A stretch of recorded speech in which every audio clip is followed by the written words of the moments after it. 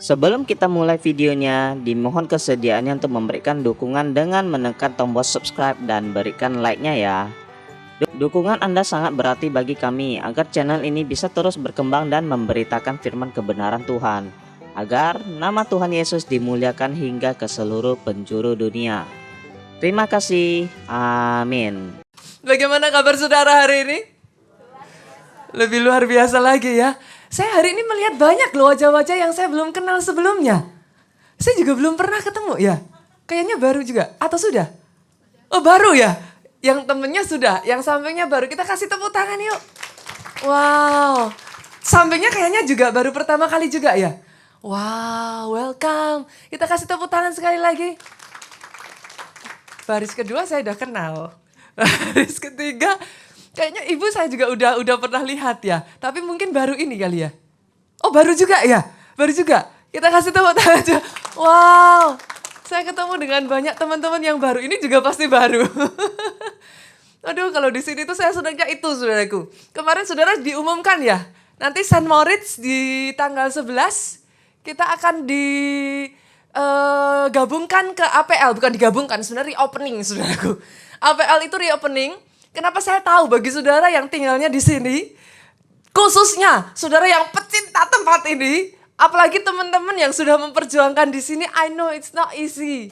Saya sendiri juga rasanya berat saudaraku. Kenapa? Karena saya tinggal turun. Saya tuh paling senang khotbah di sini. Kenapa? Karena saya kalau khotbah di sini saudara, rumah saya di atas, jadi saya tinggal turun, deket sekali.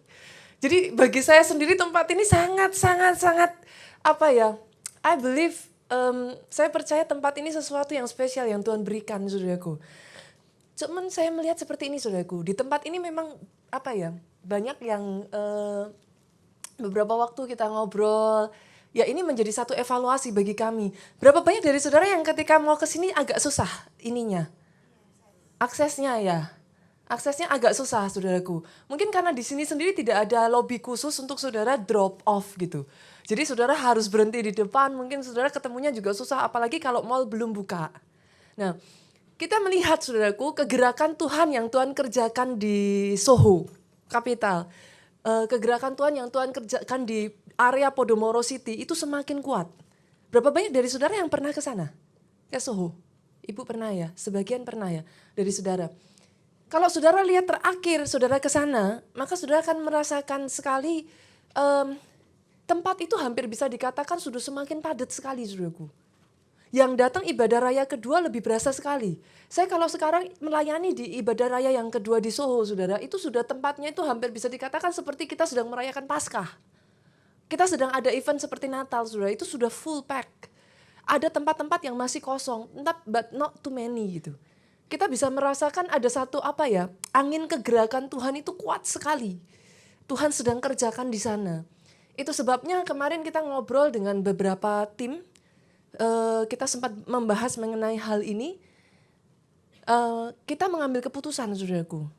Kita akan reopening APL. Tempatnya jauh lebih besar dari ini. Mungkin ya teman-teman udah pernah ada yang ke APL belum ya? Sudah pernah, ibu sudah pernah sebelumnya ya di APL ya? Itu mungkin sekitar berapa besar ya Bu? 2 kali lipat mungkin ya? Kalau by size saudaraku, APL itu kira-kira 800 meter. By size. Jadi tempatnya sendiri itu mungkin lebih dari 2 kali lipat dari tempat ini. Menampung jauh lebih besar dan secara akses saudaraku, bahkan kalau saya boleh katakan APL dengan Soho Capital, itu secara akses jauh lebih gampang diakses APL. Tim yang ada di sini, kalau saya boleh mengatakan, Pak Budi mungkin sedang berkeliling ya. Saya kalau boleh apresiasi saudaraku, saya melihat Pak Budi dengan tim, itu saya angkat topi. Ini tim-tim yang saya boleh kasih acungan jempol. Kalau saya punya jempol lebih dari 4, saya kasih semuanya saudaraku. Jadi saya melihat ada satu potensi yang besar. Tempat ini saya rasa sangat terbatas. Itu sebabnya kita mengambil satu keputusan saudaraku, kita akan pindah ke APL. Saya berdoa dengan kepindahan kita ke APL justru Tuhan pakai tim ini lebih dahsyat lagi. Saya percaya jemaat di tempat ini bersama-sama kita sepakatan yuk. Nanti sama-sama saudaraku tanggal 11 besok. Saya nggak tahu yang khotbah saya atau Pak Jo. Tapi kalau toh saya nggak khotbah di sana, kalau saya nggak khotbah di Soho, saudaraku, saya nggak tahu saya khotbah di Soho atau enggak. Tapi saya akan mampir deh ke sana, saudara.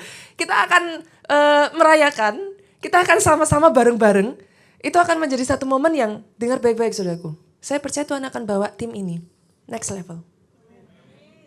Karena saya melihat dari komposisi timnya, you guys are ready. Kalian sudah siap. Justru dari tim yang dipimpin Pak Budi ini bukan hanya satu Pak Budi, nanti akan jadi 2, jadi 3, akan jadi berkembang lebih dahsyat lagi. Tuhan akan pakai semakin banyak, dan senggol kiri kanan bukan hanya timnya Pak Budi. Coba senggol kiri kanan, saya juga bagiannya. Loh, sungguhan loh saudaraku. Coba senggol kiri kanan. Ini sesama biskota dilarang saling mendahului kayaknya. Pastor, saya baru datang sudah disuruh pelayanan. Oh, sobat senggol kiri kanan. Enggak peduli mau baru datang, enggak mau baru datang saudaraku. Kalau ikut Tuhan tuh enggak ada yang namanya duduk manis. Yang mengerti katakan amin. Ikut Tuhan itu semuanya. Kita sama-sama bekerja di ladang Tuhan. Amin. Kenapa saudara saya katakan demikian? Coba sekarang aja kalau saya boleh ngomong saudara. Ini jiwa barunya semakin banyak loh. Sesama jiwa baru saudaraku, cepat-cepat jangan jadi jiwa baru terus. Loh benar loh saudaraku, I share my heart. Kenapa hari-hari ini jujur saudara, saya merasa overwhelmed. Overwhelmed bukan overwhelmed karena apa saudaraku. Pertumbuhan yang terjadi di gereja kita is very fast. So rapid. Saudara bayangkan dalam satu, bahasa saya semester ya, 6 bulan ini saudaraku. Gereja kita itu sudah mengalami pertambahan jiwa baru itu 1.200 orang saudara. Oh, boleh kita beri tepuk tangan. I speak based on data. Jadi saya nggak hanya ngomong saudaraku. 1.200 tahun lalu saya orang yang based on data saudara. Saya orang yang kalau saya ngomong saya tahu data saya pegang kertas saya.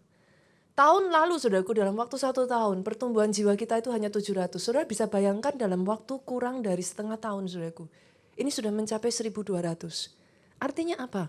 Semakin banyak orang-orang yang haus. Semakin banyak orang-orang yang butuh Tuhan. Saudara orang Kristen saya yakin sekalipun saudara baru. Banyak di antara saudara baru tapi bukan Kristen baru. Sebagian dari saudara benar-benar baru. You need to grow, I know. And I appreciate it. Tapi bagi saudara yang tidak benar-benar baru. Coba senggol kiri kanan saudara. Injak kakinya bila perlu saudara. Yang mengerti katakan amin. Ayo kita bertumbuh sama-sama yuk. Banyak loh yang butuh saudara. Seriously. Saudara merasa kondisimu engkau butuh. Tapi actually di luar sana. Ketika kami face to face ya saudara. Saya berhadapan dengan begitu banyak. Kemarin saudaraku ada WhatsApp, email saudara. Bahkan sampai dari Australia saudaraku. Saudara tahu apa yang dia katakan? Kalau saya bisa aja saya pindah ke Indonesia. Dia ikuti saudaraku streaming gereja kita every week. Dia ikuti saudara. Dia berkata selama waktu yang kurun waktu yang lebih dari 1 tahun lamanya saudaraku, bisnisnya itu sepi. Dia bergerak dalam penyewaan venue saudaraku, penyewaan kayak semacam tempat gitu saudaraku. Dan bisnisnya sepi, tidak satu ruangan pun tersewakan saudara. Saudara bisa bayangkan di Australia biaya hidup seperti apa bu? Kalau kondisi seperti itu terus saudaraku, they cannot survive. Tapi ketika dia ikuti, dia datang, dia ikuti terus saudaraku, dia ikuti streaming, dia nggak bisa maksudnya bergabung dengan kita, tapi dia terus ikuti streaming gereja kita yang ada saudaraku di internet. Ini yang dia katakan, dia belajar untuk taat saudara. Saudara bisa bayangin, ini bahkan bukan jemaat. Dia ikuti, itu bulan Februari saudara tahu sendiri khotbahnya. Gimana sih orang Kristen kalau sudah bicara tentang benih profetik bu? Halo? Yang namanya orang Kristen Pak, jujur aja saya jadi pendeta Pak. Orang Kristen bisa jadi sangat peka sekali kalau sudah berbicara tentang keuangan saudara. Tapi yang saya takjub saudaraku dan saya bangga saudara dengan teman-teman kita yang baru ini. They do not think that way. Yang mereka tangkap adalah apa yang jadi rema firman Tuhan. Dan ibu ini merasa digerakkan Tuhan, dia berkata Tuhan aku mau belajar menabur. Saudara tahu apa yang terjadi? Gak butuh waktu lama saudaraku, kurang dari 1 minggu. Ini yang dia katakan. Yang aku percaya, aku menabur di tanah yang subur. Saya waktu baca itu saudaraku, saya hampir menangis. She has the faith. Dia punya imannya. Dia bisa tangkap remanya. Ini yang dia katakan, aku menabur di tanah yang subur. Saudara tahu, enggak tunggu waktu sampai 1 minggu saudaraku setelah itu. Dia berkata, venue-nya sampai akhir tahun sudah fully book saudara. happen just like that. Tuhan balikkan tiba-tiba satu demi satu, demi satu, demi satu, demi satu, saudara. Baru saja saya dengar kemarin, saudaraku, kesaksian Miracle Night Service. Seorang bapak dari Surabaya, saudara. Saya sampai takjub. Seorang bapak dari Surabaya datang ke kota Solo, saudaraku, dari hari Senin. Khusus ikut Pondok Daud. Saudara bisa bayangin, khusus ikut Pondok Daud dari hari Senin setiap jam 9 sampai jam 12 malam. Dia stay di kota Solo, saudaraku. Saudara tahu kenapa? Dia berkata, apa yang disampaikan firman Tuhan di tempat ini, ya dan amin. Saya mengalaminya. Hal yang simpel, saudara. Satu ketika dia dibawa Tuhan, dia lihat, dia ditawarkan satu tanah, saudaraku. Mau enggak tanah ini? Dia bilang mau banget. Tanahnya di pinggir jalan, sangat strategis, bagus sekali. Cuman dia katakan harganya 2,5 M ditawarkan ke dia, saudaraku. Dia katakan 2,5 M mas, saya enggak ada uangnya. Enggak bisa. Saya enggak bisa beli. Tapi dia terus dengarkan streaming gereja kita, saudaraku. Dia dengarkan YouTube. Dia tangkap setiap rema firman Tuhan. Dia perkatakan itu di dalam hidupnya. Kalau memang ini yang Tuhan berikan atas hidupku, ini milikku. Dia klaim itu, saudaraku. Dia pakai perkataan profetik, saudara. Saudara tahu nggak berapa lama kemudian ditawarkan 2,5 M, dia reject, dia tolak. Nggak punya uangnya. Nggak berapa lama kemudian, saudaraku, orang yang sama datangin dia lagi. Sekian bulan kemudian. Ditanyain lagi, kamu masih tertarik nggak sama tanahnya ini? Ya tertarik tanahnya, nggak tertarik harganya katanya. Habisnya nggak bisa. Terus orangnya tanya, lah kamu kalau tertarik tanahnya ya sudahlah, kamu kasih penawaran. Sudah tahu dia tawar berapa?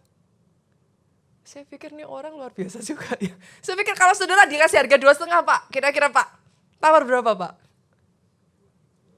2 M ya? 2 M, 2 M saudara pikir itu sudah murah lah ya? Kalau ditawar 1,5 gimana sudah? Gak dikasih kata bapak ini. Kalau ditawar 1,5 kita udah ngerasa kayak gimana sih sudah? Ini kayaknya keterlaluan deh. Sudah tahu dia tawar berapa? Dia tawar 900 juta.